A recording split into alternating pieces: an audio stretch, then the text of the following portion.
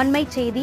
தேர்தலின் போது தாம்பரம் ரயில் நிலையத்தில் 4 கோடி ரூபாய் பறிமுதல் செய்யப்பட்ட வழக்கில் எஸ்ஆர் சேகரிடம் 8 பேரிடம் விசாரணை நடைபெறுவதாக அண்மைச் செய்தி வெளியாகியிருக்கிறது. சென்னை எழும்பூரில் உள்ள சிபிசிஐடி அலுவலகத்தில் பாஜக மாநில பொருளாளர் எஸ்ஆர் சேகரிடம் 8 மணி நேரமாக தொடர்ந்து விசாரணையானது நடைபெற்றுக் கொண்டிருக்கிறது. அதனை அண்மை செய்தியாக பார்த்துக் கொண்டிருக்கிறோம்.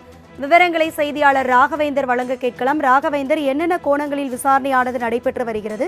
விவரங்களை பகிர்ந்துக்கலாம்.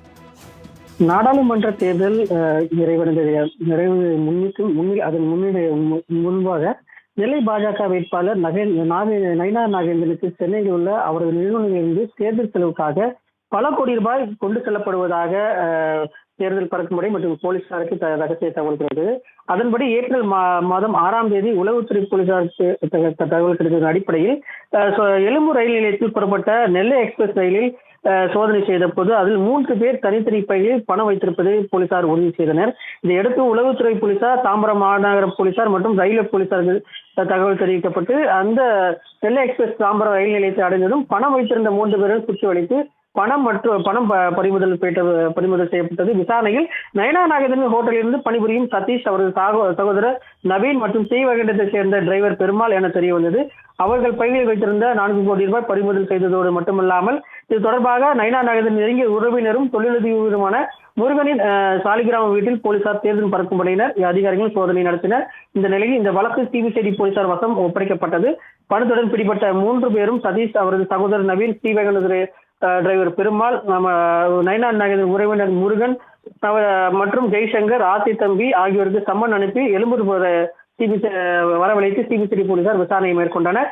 இதேபோல் பணம் கைமாறியதாக கூறப்படும் தமிழ்நாடு பாஜக தொழில் பிரிவு தலைவர் கோவர்தன் சொந்தமான சென்னை கிரீமே சாலை கொரியன் ரெஸ்டாரண்ட் நீலாங்கரை பகுதியில் உள்ள கோவர்தன் வீட்டில் சோதனை நடைபெற்றது.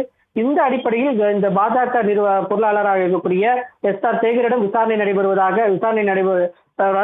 சம்மன் அனுப்பப்பட்டது. ஆனால் அவர் வர முடியவில்லை. இதனையடுத்து அவர் வீட்டில் போய் சென்று விசாரணை மேற்கொண்டனர். இந்த நிலையில் இந்த விசாரணையானது இன்று நீதிமன்ற உத்தரவுப்படி விசாரணையானது நடைபெற வேண்டும் என்று தெரிவிக்கப்பட்டதை அடுத்து எஸ்ஆர் சேகர் காலை 10:30 மணி அளவில் வந்தடைந்தார். ஆனால் கிட்டத்தட்ட 8 மணி நேரத்துக்கு தற்போது 6:30 மணி அளவில் தற்போதுதான் இந்த விசாரணை 8 மணி நேரத்துக்கு மேலாக இந்த விசாரணை நிறைவேற்றுவது தேவையான விசாரணையின் போது தேவையான ஒத்துழைப்பை கொடுத்ததாகவும் தெரிவிக்கப்பட்டிருக்கிறார். இந்த விசாரணை முடிவடையவில்லை, மேலும் விசாரணை நடைபெற இருப்பதாகவும் எஸ்ஆர் சேகரிடம் தெரிவிக்கப்பட்டிருக்கு.